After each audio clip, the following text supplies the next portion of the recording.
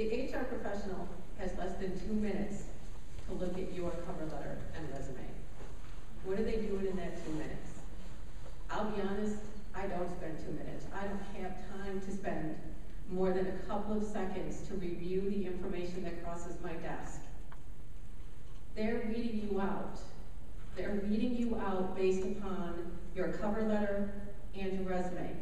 So it's extremely, extremely important when I say that your grammar is correct, your punctuation is correct, and you spell your name correctly on both pages. Yes, that has happened.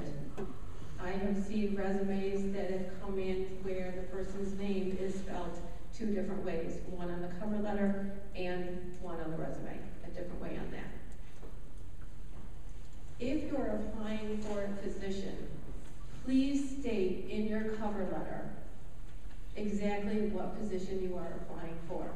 Again, we're going to weed you out based upon that information. If you're applying to, and right now I have 3 jobs in our office that we're interviewing for, 2 HR professionals and 1 administrative assistant. If you are applying for a specific type of job, in this case administrative assistant, please don't tell me you're looking for something in the service-related field. It's not going to work. There are specific qualifications in each job that are required, and that's the minimum that I'm going to look for when I'm reviewing your resumes. So let's talk a little bit about the cover letter. The 3 major areas what I'm looking for when a job crosses my desk or resume: the cover letter, the resume, and then ultimately, hopefully, the interview. The cover letter, and yes, we still use them as a weeding tool. It is really a weeding tool. We are looking for, can you write, can you spell, can you convey some thoughts? In our industry, you are still dealing with people. You still have to communicate. You still have to sit down and counsel somebody. So we're looking for those types of skills right off the bat in your cover letter. Your cover letter is going to want to make me read your resume. So give me entice me to turn that page to review your resume. That's first and foremost what I'm looking for. You need to tell me why I need to hire you, or at least interview you. Tell me the skills you bring forth, and then I'm going to turn the page and look at your resume. On your resume, again, I can't stress enough, grammar, punctuation, spelling. Those are the 3 things I'm looking for. If any of those are spelled wrong, you're going by the wayside. Out of the 3 positions that I mentioned earlier that we're interviewing for, I've had 200 come in on 2 of those positions alone, and I'm up to about 125 on the 3rd position. I don't have 2 minutes. I have seconds, because we've got to get these positions filled. On the resume, tell me your contact information right off the bat. I can't go searching for it. If it's not right there, I'm not calling you. Be careful, and I know it sounds fun when you're in high school and you're looking for your job, but if your email address is muscleman@yahoo.com, I'm probably not going to call you. I'm looking for somebody who's going to convey a professional experience when they come into our office, and it's very important. Voicemail is another thing. More than likely, I'm going to do a phone screen. If I contact you and your voicemail says, hey, it's so-and-so, you always need to keep in mind that people are looking for the professional on the other end of the phone.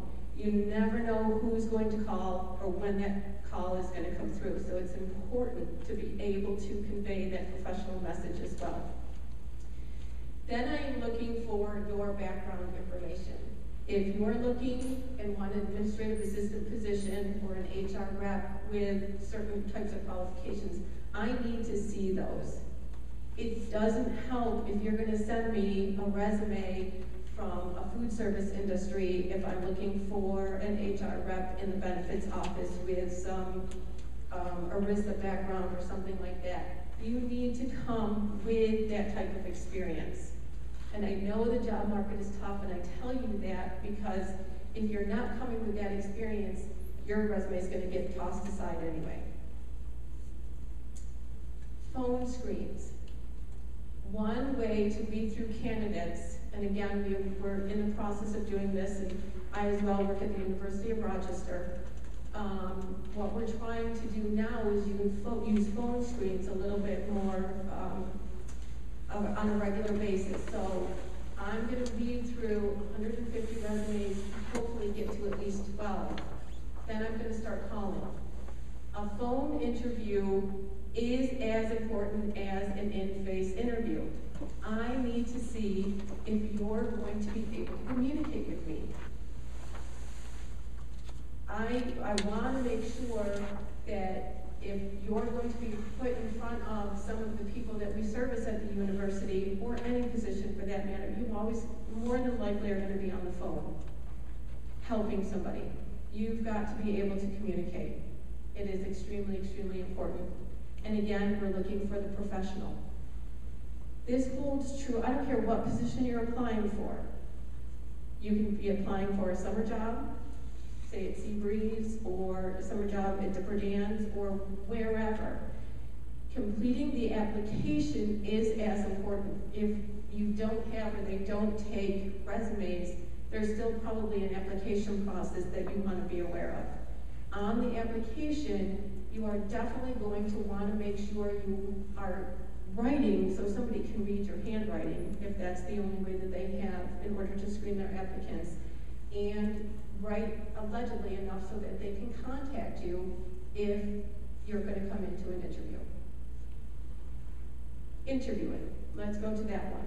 That's the big key. You've gotten past my desk, you've looked, I've reviewed your resume, I've done a phone screen, and now you're going to come in and you're going to meet with me, and possibly others. I know in the first couple of minutes whether or not this is a good fit. How do I know? I know by your making of eye contact. If you're going to sit with me across the desk, have a communication with me, I don't want to see the eyes wandering off, kind of out of daze, or though you appear as though you're disinterested in the position. If you want a job, and I've got the time to interview you, and you want to come in, then we're going to spend a couple of minutes, but I'm going to know. Sit up straight.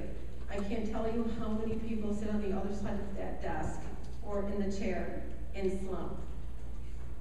Again, professional, probably not. Don't chew gum. You laugh.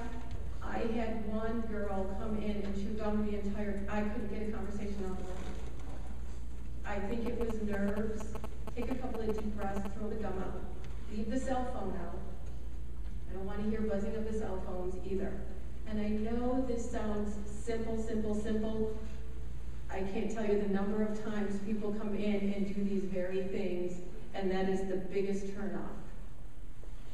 So please, please, please, take it seriously when you're going to do that.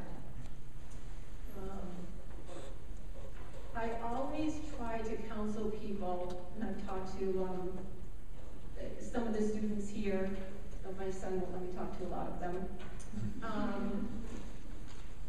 Have what I refer to, it was told to me a long time ago, have your elevator speech ready. What does that mean? If you were riding in an elevator with somebody of importance, what 5 things would you want them to know right off the bat? Quick, concise, and direct. That's the information you want to have on hand to let people know.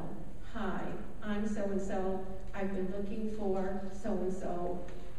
This is what I can bring to your organization. I know this sounds contrite, but this is one of those things that's going to make you probably stand out as well. Send thank you notes or thank you emails. It's going to make you the candidate that stands out in their minds. More likely than not, it'll be a follow-up email, and I've gotten more emails over the course of the years of interviewing than I have thank you notes. And it's always kind of surprising when you actually get something in the mail. But again, it's important, it's gonna make you stand out from the other candidates. Come and know something about the company. The first question I often ask is either what do you know about the university or wherever it may be, and what do you know about the position? You can find a lot of information out on the web. There's a lot of information out there. There's really kind of no excuse anymore for not knowing something a little bit more about the company you're interviewing for.